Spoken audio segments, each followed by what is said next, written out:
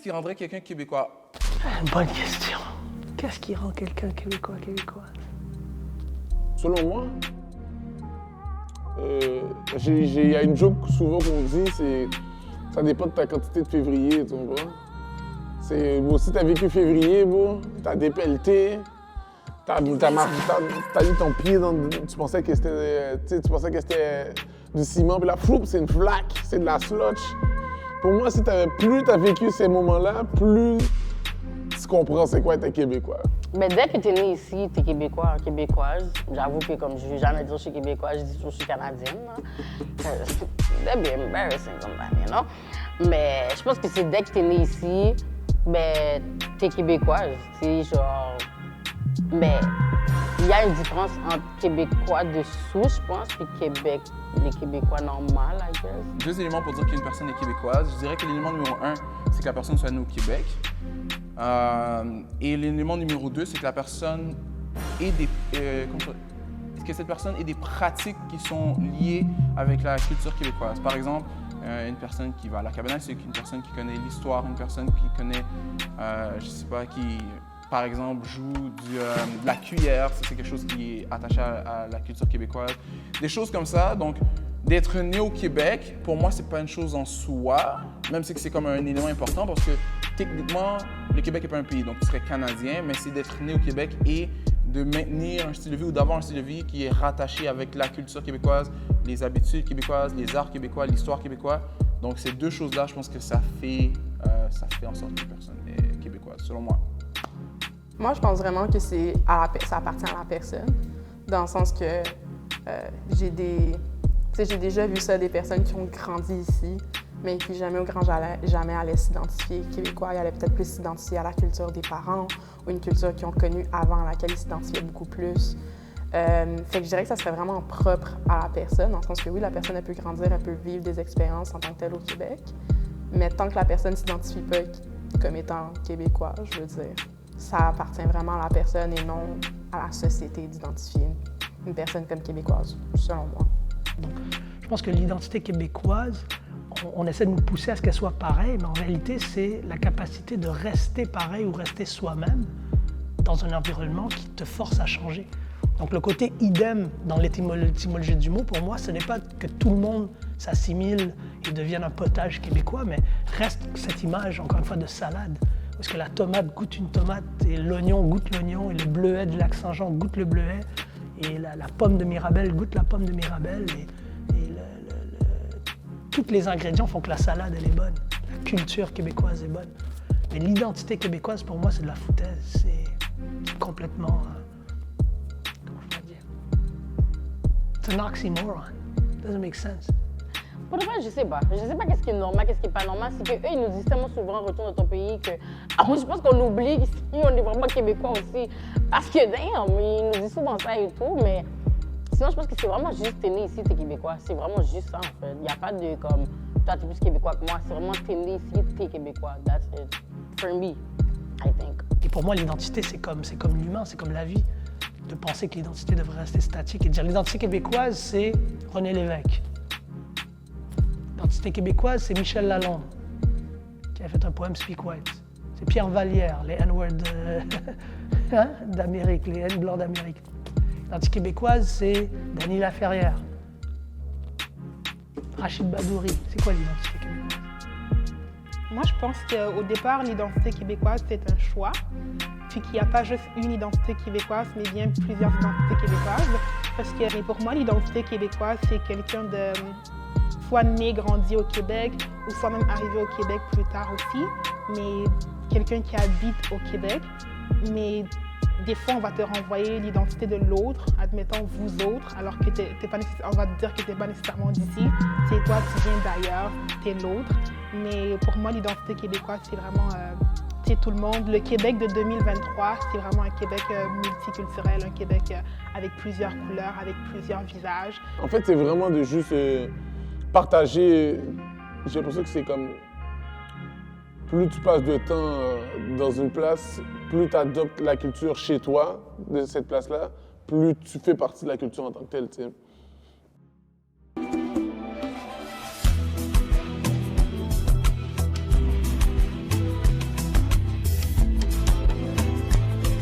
Maintenant, oui. Maintenant, oui, parce qu'il y a beaucoup de... On fait les efforts pour des modèles qui nous ressemblent et tout, mais comme je dis, il y a du travail à faire, puis il faut être patient. Je dirais oui, dans le sens où moi, je suis quelqu'un de sociable. J'ai pas de la difficulté à parler avec le monde extérieur, j'ai pas de la difficulté à me faire des amis.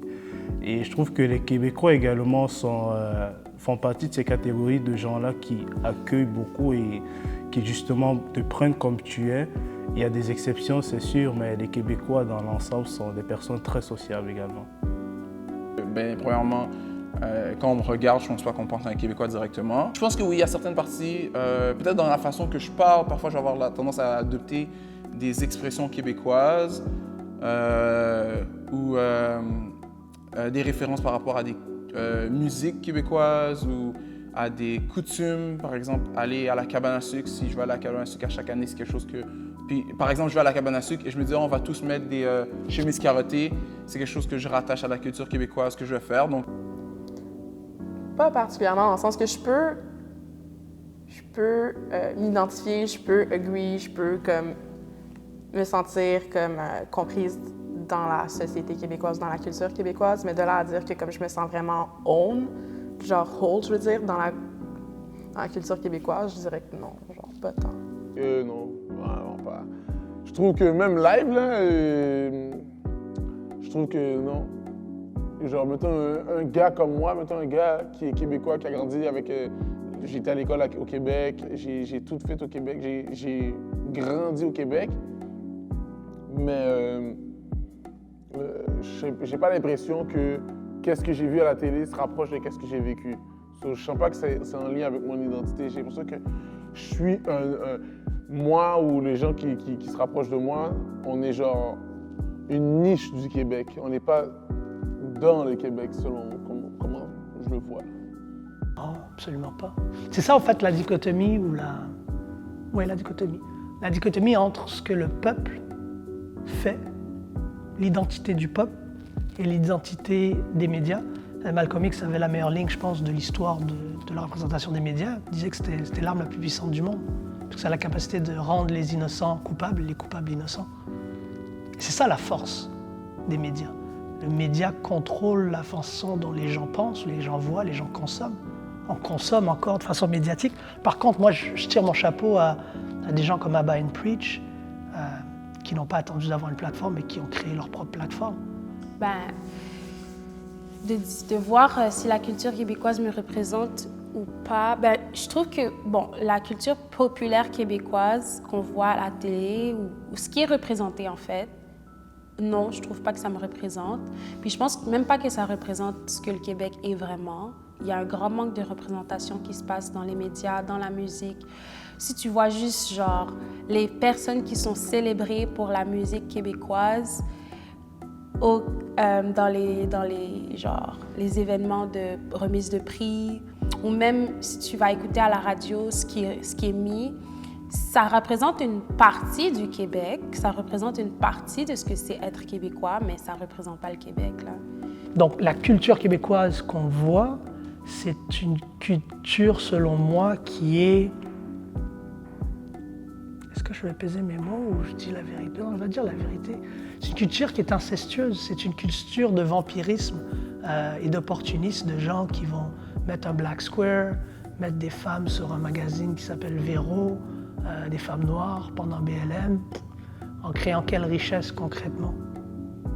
Quelle pérennité il y a eu dans ce magazine où est-ce qu'on a vu 9 femmes noires, lorsqu'on sait très bien que des personnes comme ça, des personnes qu'on voit dans les médias, tout le monde en parle de ce monde, ce sont des personnes qui cannibalisent toutes les subventions culturelles disponibles au Québec. On n'est pas représenté till this day. Ils essayent, though. Depuis George Floyd, ils ont essayé slick de comme, mettre plus des personnes noires à la télévision, on va dire.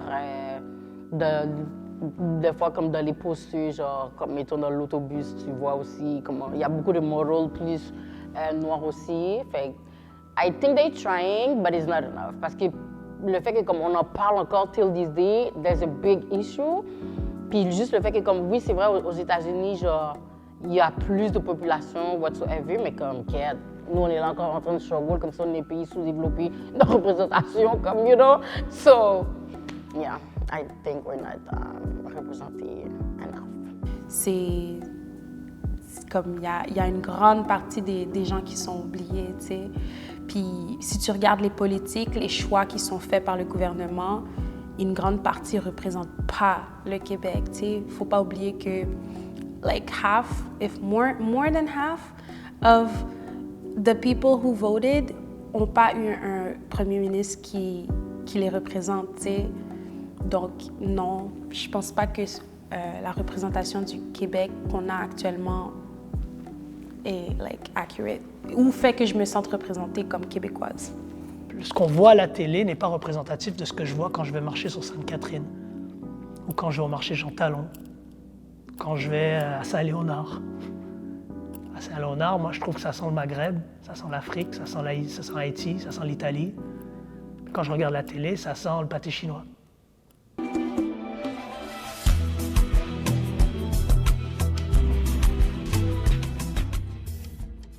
Moi, je suis pas...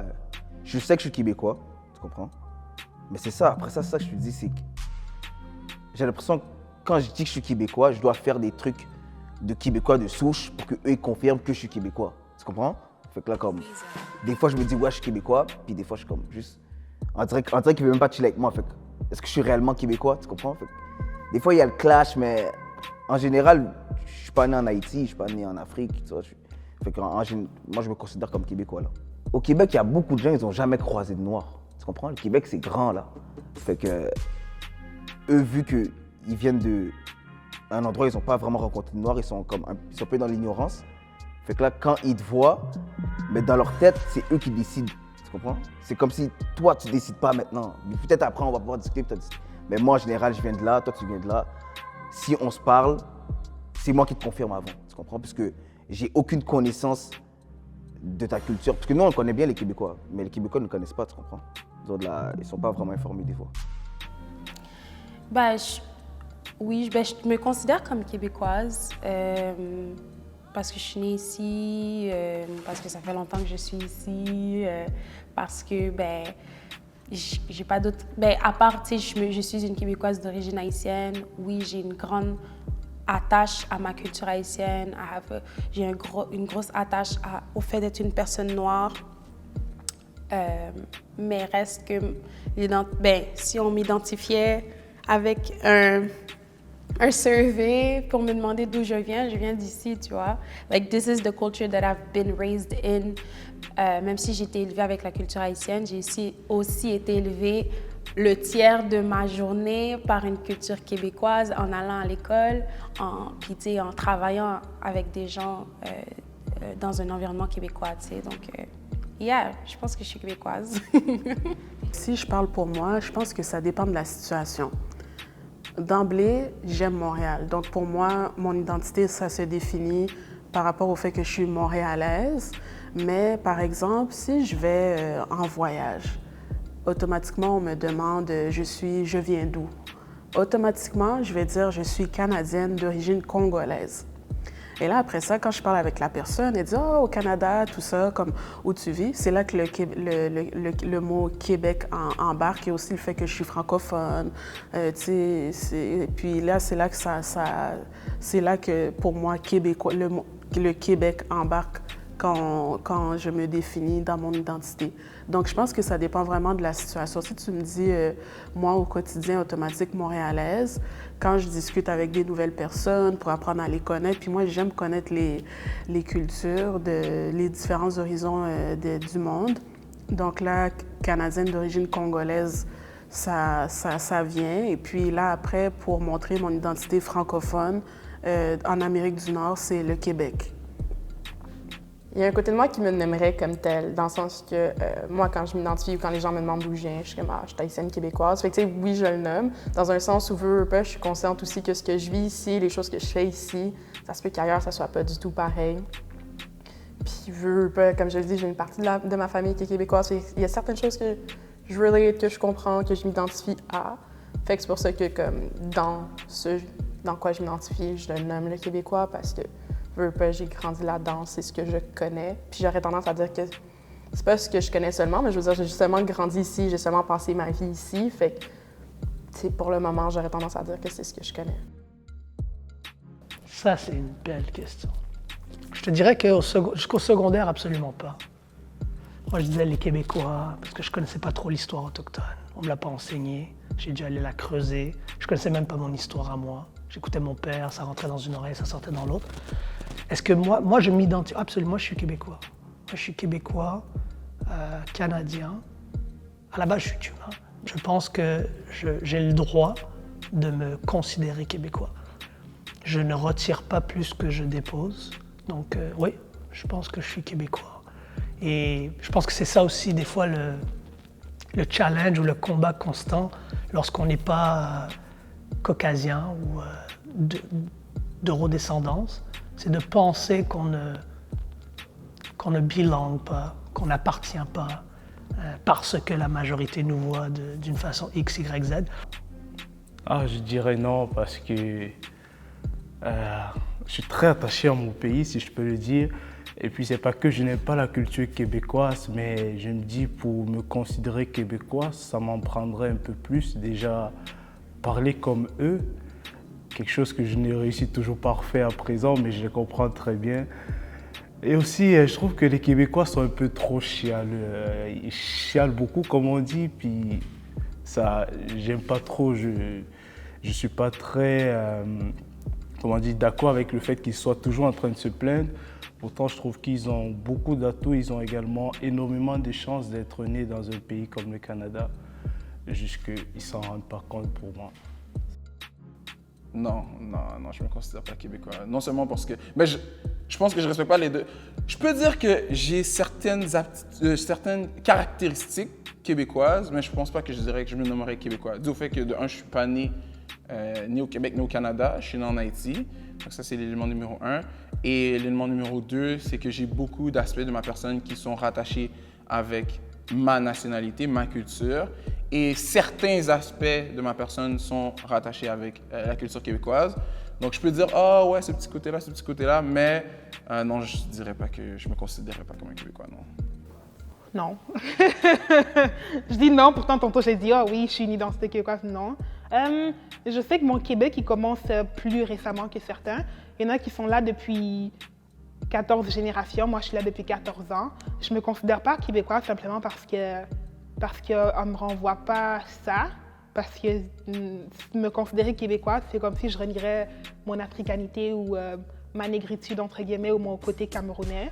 Mais en même temps, tu sais, il y a beaucoup d'Africains aussi, de Camerounais qui me renvoient cette identité que je ne suis plus nécessairement. Des fois, je vais dire que je suis un enfant du monde parce que soit je suis trop québécoise ou soit trop camerounaise. Je suis allée en France, par exemple. Tu sais, je suis allée en France puis on me sortait « Ah, t'as un accent québécois en France cet été ». Mais ici, on va me dire « Ah, t'as un accent français de France ». Puis quand je vais parler à des Camerounais qui viennent d'arriver, ils sont comme « Ah, pourquoi tu parles de même? Pourquoi tu parles comme ça? » Tu sais, tu parles comme un enfant. T'es né, grandi ici. Ah, les vous autres qui êtes nés, grandis ici ou qui êtes arrivés jeunes. Donc, il y a tout le temps comme ce clash, cette dualité. Puis tu dois naviguer entre différentes masques, différentes personnalités, je dirais, et différentes identités.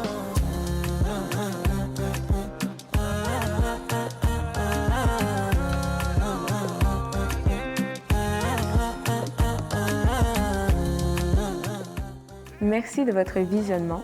J'espère que vous avez apprécié et appris des réponses de nos participants. Je vous lance maintenant la question. Quelle est l'identité québécoise pour vous?